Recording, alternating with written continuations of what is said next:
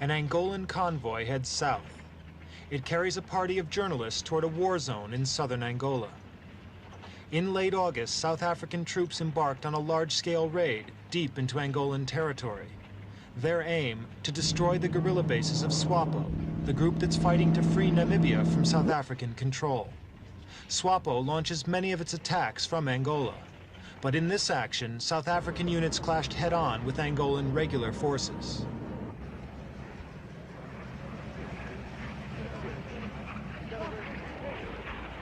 It was an unequal contest. The South Africans had mastery of the skies. In the early morning hours, this convoy was attacked by South African planes.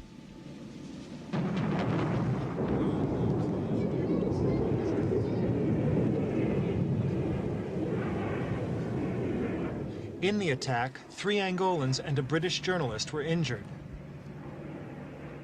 The journalists were being taken to Kahama.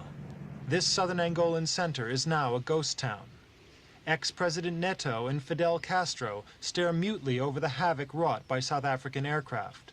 The civilians have fled. Kahama has been abandoned to the cows and the soldiers. The town had come under heavy attack because it lies on the road to Lubango, the administrative capital of southern Angola.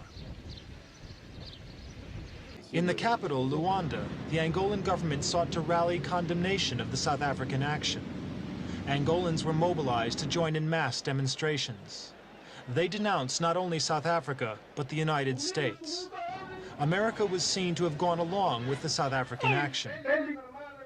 Also attending were officials and advisors from the Eastern Bloc. Less prominent were Western diplomats and businessmen.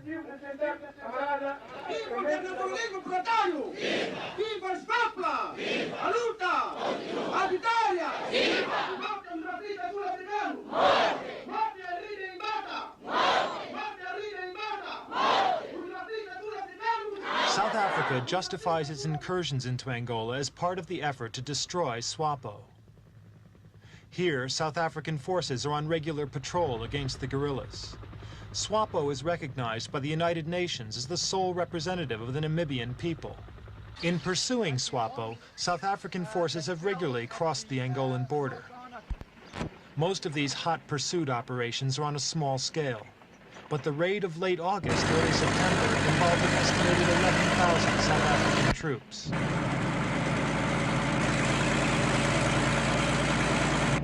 It was by far the largest operation since South African troops intervened in the Angolan War of Independence 6 years ago. But despite the size of the raid, South African officers still insisted, as they have of the other incursions, that their action was directed only at SWAPO.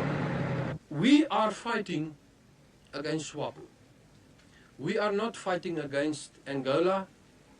We are not fighting against the Angolan people, the security forces of Angola. Our target, our enemy is SWAPO.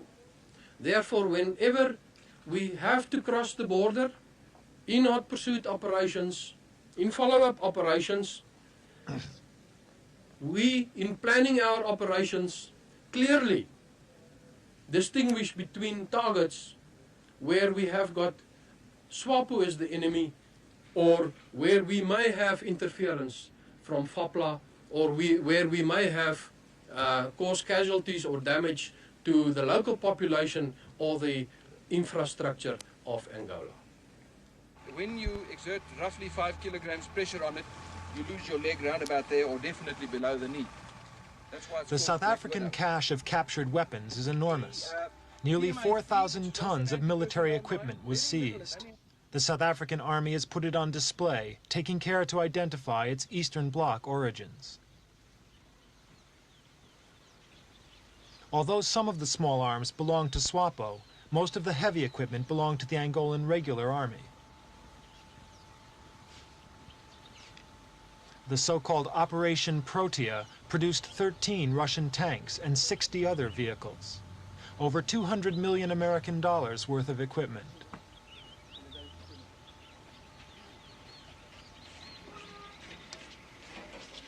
It's believed that this display of Russian weaponry was also aimed at the new Reagan administration in the United States. President Reagan sees Namibia as a key arena of the Cold War. America refused to condemn the South African invasion and vetoed a Security Council resolution worded against South Africa.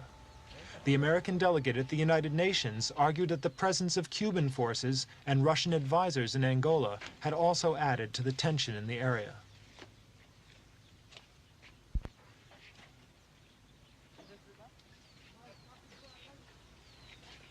The Angolans have not denied receiving Cuban and Russian advice or arms.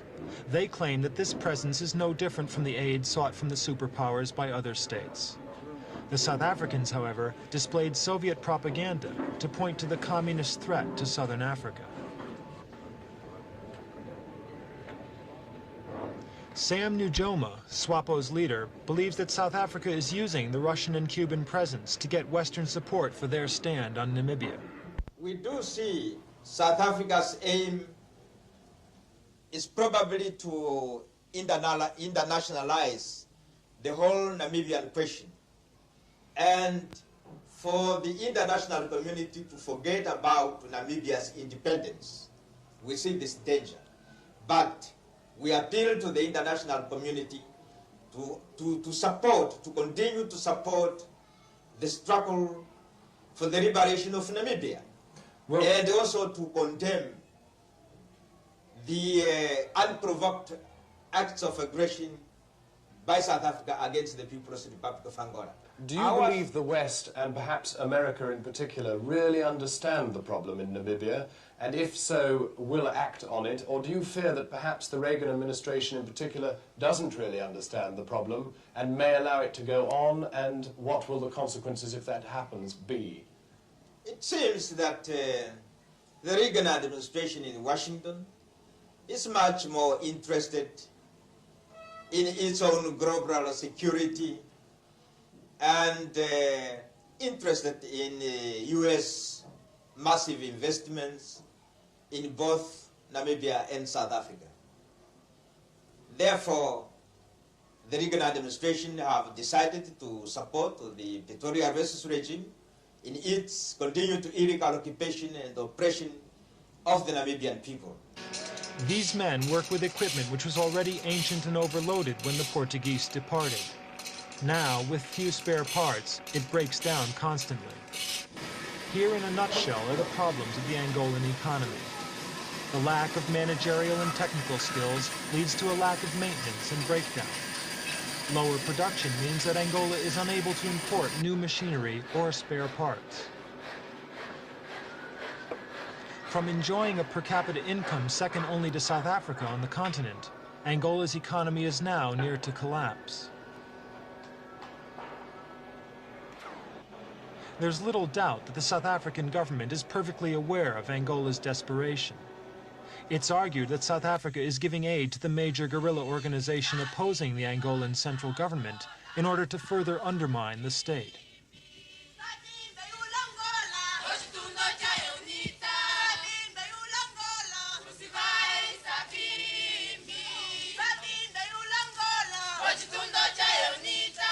The song is in praise of UNITA and the organization's leader, Jonas Savimbi. UNITA has been operating in the southern Angolan countryside since before the country's independence. It presents a pro-Western stance in opposition to the country's Marxist MPLA ruling government. UNITA hopes to fill the vacuum caused by the disruption in southern Angola.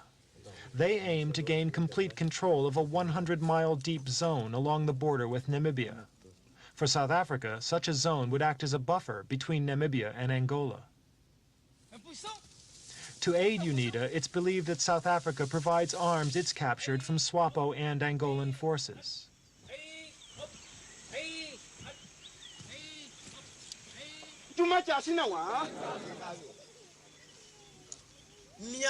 UNITA's leader, Dr. Savimbi, denies that the South African connection is his main source of funds and arms.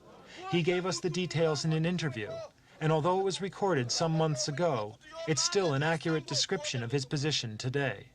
We have two approaches. One, we are not getting such aid from South Africa as people are talking or writing.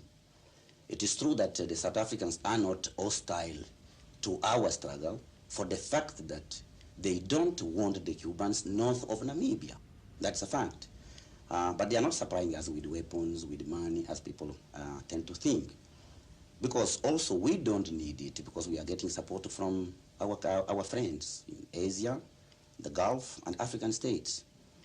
We can ask South Africa, if necessary, to facilitate our logistics. Then this we cannot deny. But we are not getting that aid that people tend to think that we are. Secondly, we think that the South African issue is a very serious issue that African leaders have to approach with realism. To fight the Portuguese in Angola or to fight the Ian Smith in Rhodesia, it's not the same to fight South Africans. Because South African issue should be examined in the light of the situation in that area. The South African raid has undoubtedly been of assistance to Dr. Savimbi and UNITA. The damage to SWAPO and the Angolan armed forces has blunted their effectiveness. And Angola's perilous economic structure has been further undermined. But perhaps the major effect of the raid has been to drive a wedge into Western support for Namibian independence. The United States has shown increased sympathy for South Africa's position. Southern Angola and Namibia are shaping to become a new hotspot of great power rivalry.